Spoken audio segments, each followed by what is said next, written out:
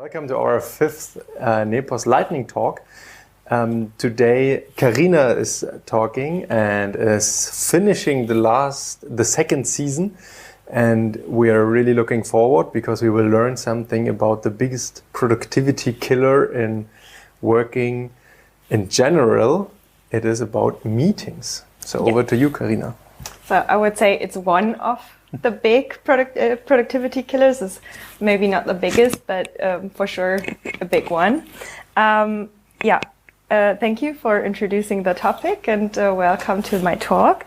I just wanted to say I was inspired to talk about meetings and productivity by our How We Work workshops. And I was thinking a lot about why we work and how we work and why we should work like people decided we have to 60 years ago. So, and we're talking about what holds us back from being our best selves. And I think meetings are one of those things that hold us back. In my research, I found a study which says that the average German office worker sits 60.5 hours a month in a meeting. And if you look into the CEOs, it's way, way more. And these people who were asked, they say that, more than a half of them says that there is no clear outcome of these meetings, and almost as much people say it's not productive and it's boring. I would like to look into an ordinary meeting and how it's set. So we have first, most of the time, someone sets an appointment in the calendar and invites people. We have in the naming of the appointment, we have the names of the attendees, and we have some broad keywords of the topic of the meeting. But most of the time, there's a large scope of interpretation. So people don't really know what the meeting is about, and they are not really able to prepare for the meeting. And there's just this two, so the people joining and the name of the meeting, there is not really a chance to prepare for it. So then when we're in the meeting, few of them will bring a notebook or a laptop or something, but they're not really prepared because they couldn't. So they bring it out of politeness and maybe to take notes, but we all know that's also not really happening. Then we have a speaker who's in the front and presents something, and after that the people discuss. And when we're done, we part and we think we somehow said everything we wanted to say and everyone's now on the same level, but most of the time there are not really clear or binding agreements. So we part and set a new meeting, but most of the time it's not really satisfying to part after a meeting, and they are not really productive. And even if we know that, normally people don't change it. So these ordinary meetings, they happen all the time. And I ask myself, how can we make meetings more productive? So I want to look into three parts of, three topics of the meetings, and have one question we can all keep in mind in all of the three topics. And I have some recommendations how we can be more productive. So the first part is preparation. And the question I want you to take with you after my presentation is, what do we want to reach with the meeting? So keep that in mind. The recommendations to answer this question and how to do better in meetings is the first one. So if you're the organizer of a meeting, you have to define clear guidelines and to think about an outcome of this meeting. So if you set a meeting, think of, what do I want to reach with it? And do I really need it? Or can I just have a call and then it's done? Or do we really have to come together and talk about it? And what do I want to be the goal of it? So what is my result in the end out of this meeting? And if you do that, you inform the participants about the goal, and the people can think in advance about the meeting, and they can write down questions that are really focused on the topic, and they can make notes really focused on what you want to talk about. The third point is provide documents you want to talk about. You will save a lot of time if the people have already read the documents in advance, and you don't have to talk about to go through all the documents in your meeting. It will save you like 50 minutes or something if you can right away start talking about the documents. And the fourth thing is take your time for a conclusion. Take 5 to 10 minutes in the end of one of these meetings and talk about, do we reach the goal we wanted to reach? What did we speak about? And get a little feedback. And after that, set the next steps, so the to-dos. So you start there already with a preparation for your next meeting, if you have a follow-up meeting. Okay. So the next, I have another slide for you, how a good invitation would look like. So what is important is you can still use the participants in the description. You can use the keywords because you have like a quick overview of what it's about. But then it's also important to set a place. So especially if you have people that are not in the office, but some external people, just set the place so everyone knows where you want to meet. Then invite all the people, even if it's internal.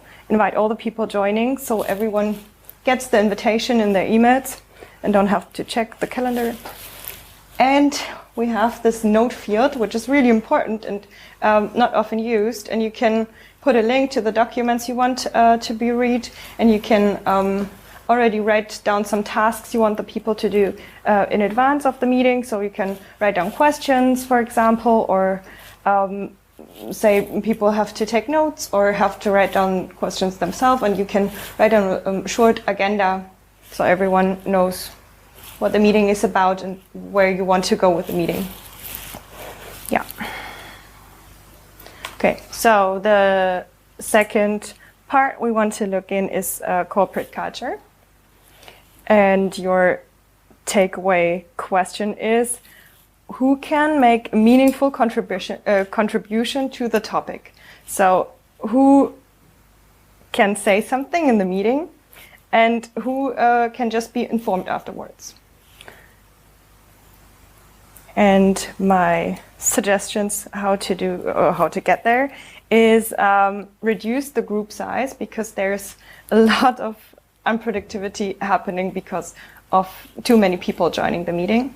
So, and especially if they just sit around and have nothing to say and will start checking their phones or get out their tablets, their laptops and check their emails, something like that. It's really disturbing and it costs time, and it's better to have like concentrated group of a small group of people joining.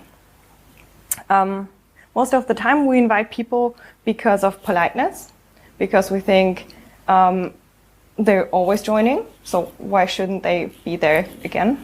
It's a habit, and because we are afraid we could hurt the feelings of a person. And this will maybe happen sometimes because people feel like attacked if they're not included. There are other ways to include a person in the process. So you have to talk about it basically, and to talk about why you exclude some people and why not. And then it will save you, again, a lot of time in the meeting itself. So if you exclude people, you have the second point, to trust your colleagues, because the people joining the meeting are the experts and they will do the right decision, they will get to the goal. So you have to loslassen, or back off and be like, okay, you're the experts, so you decide. And I don't have to be here because I can sit at my desk and do something even more productive and help getting to another goal. and this is also the third point, be reflective and honest to yourself. Can you contribute something to the meeting, or is it better to do something else and be more productive there? And the fourth point is for the people who are in the meeting, it's transparency.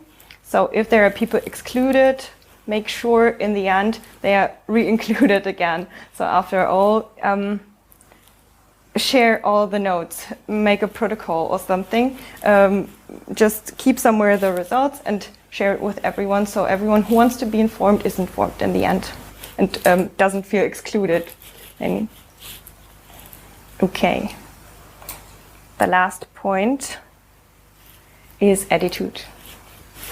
And the takeaway question is, what have I, myself, done to make this meeting a success? Because everyone in the meeting or everyone joining is equally responsible for making the meeting a success. So you have to start with yourself. And it's really easy to just sit there and wonder why we are not coming to our goal, or why we're not reaching a productive state. So you have to start and make sure that you're part, and you're reminding all the other participants to focus and to because it's really easy to get distracted if you're getting emotional or passionate, or there's a question which kind of bothers you or something like that. It's really easy to get distracted, so make sure there's always someone sitting there and being polite and just saying, hey, I'm not quite sure if I misunderstood it, but I think we wanted to talk about this topic. So I have the feeling now we're talking about this topic. Is there a reason for it? So you can just talk about it, but then coming back to the goal you set in advance. Yeah, what's important is all the things I said before. It's you can all of the points, all of the recommendations, see for yourself and just see, okay, did we set right goals, or was I invited to a meeting and the organizer didn't set goals? So you have to the initiative and just ask, hey, is there a goal for the meeting, or are we just having a chat? So maybe we could do it after work and not in my working time. So just be initiative. And also what's a huge part is be respectful for people talking. So listen, take notes so you can remember everything that was said. Be concentrated and bring no distractions into the meeting. So maybe ban phones, or I don't know, whatever keeps you distracted should stay out of the meeting for the short period you want to talk. Okay. Yay. So. Yay. Thank you. Amazing. You have some questions. I have a question to the preparation part. I have a question to the preparation part, because there, I think it's part of it is super important. Part of it can also reduce productivity in your alone time, basically. That's why Amazon said, for example, they set up meetings so in the first 15 minutes, everybody has time to read the document, because then they make actually sure that everybody reads the document, because otherwise you always have the case that some of them have read it, others have not, and then you lose again time in the beginning, and some have to read it and others are bored. So that's why they said, okay, 50 minutes, so we have this time to read the document now. Yeah. What I also read about that one. I think it's really depending on the people you have there. So some people feel like a huge pressure when they come in and they get documents and they have to read it in a set period of time. And they will just go through it quick and don't really read it. So it's always depending on the people you're working with and you're meeting with. Maybe it's a good way to go to say we take 15 minutes. Maybe it's 15 minutes you're taking for doing something different than having the meeting. So you could just say, hey, well, I also read about people who come to the meeting and they don't have all the documents or they don't have notes. They're just banned. You say, okay, we can't work with you today, so you have to go, and next time be better prepared. There are different ways to go there, but I think the most important point where all this comes together is the preparation, right? You have to trust the people to prepare and to show them when you're not prepared, you can't be part of it because we want to come to a goal. That's a good idea. To achieve a goal. Yeah, that's a good idea. Then you're not wasting anybody's time. Yeah, that's a good idea.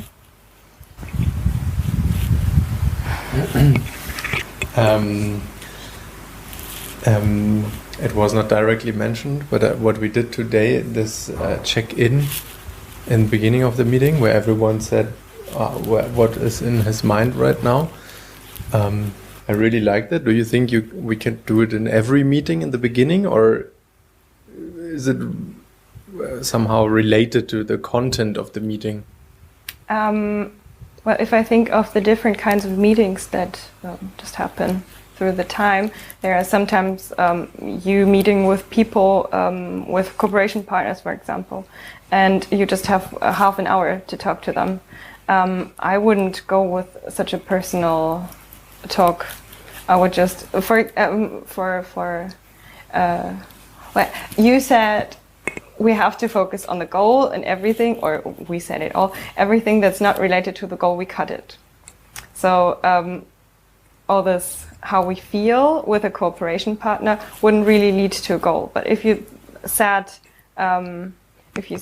goals for the meeting and you have like a structure you want to go through, and then you reach the goal, for example, present your companies and see where it aligns, where you can cooperate, is the goal. So you can just talk about it and you don't have really to talk about how you feel today. But I think it's always depending on the constellation of people and on the topic of the meeting. I thought also more about internal meetings. With the external cooperation partners, it's maybe a little bit strange to ask them how they feel right now. What do you have in your mind? Also, if I think about that, about internal meetings, well, you have to really structure it right and say, okay, we have 5 minutes to talk about it. Because I can imagine some of us starting to tell about what they have seen through the day and starting to get chatty. And that's not what we want for a productive meeting. So, for example, the call that we had today, it was really nice, but it was a 1 hour call, and we talked like 15 minutes out of the nowhere about gender equality, which is really nice and a nice topic, but it wasn't related to anything we wanted to achieve with this call. So you have somehow, especially when you have like a pressure or a really short day and have to fulfill a lot of tasks in the day, you have the feeling, okay, it's not really leading to something I want to achieve. The interesting part about this check-in in the beginning and ask people what do you have on your mind is it's not so much about then chatting about what you have on your mind. That's why I ask everybody not to respond to it. It's more about getting focused in the moment to have a more productive meeting, because everybody comes in, especially if we have a lot of things to do. I was like running through my to-do list today and was like, wow. But then coming here and just like communicating this, it made me present. Then I knew where I was and then I could focus on the meeting. Actually, I think if you communicate it right and if you say you can't comment on it, you have a certain time period where you can talk about it, then it could work really well. But if there's no one kind of guiding this kind of talks, it could get really chatty fast. And what do you think about if the time is running out and you have the feeling that it's not said everything, or we are in the middle of a discussion, but okay, if you spend half of the time with a chat about different topics, that's maybe another point. But if we are productive and we have, we are inside of the discussion and then the time is running out, how strict would you handle it to cut it or postpone it to the next meeting, or how can we stick to the time frame? We could stick to a time frame if we have preset agenda and a preset goal we want to reach, and time slots for all this agenda. We could have someone sitting there and stopping the time. But I think if we have 5 minutes left, it's important still to wrap up the meeting and to write a conclusion and to write down what you couldn't finish and then set a new date. Because people are concentrated just for a short period. I think it's really short. It's half an hour or something, really concentration. Then you need to take a break. So if you sit there and you're already in the meeting for 2 hours because you have a workshop or a huge discussion or something, and everyone's really in, but then you have to go another half an hour and another half an hour because it's so great, people will start losing their focus. So it's better to cut the time after 1 hour. I think so, in my personal opinion. Cut it after 1 hour and say, okay, this is what we reached today. These are the next steps for the next meeting, and next time we'll be more focused. I think sometimes you have to be harsh. Cool. Thank you. Thank you. Thank you.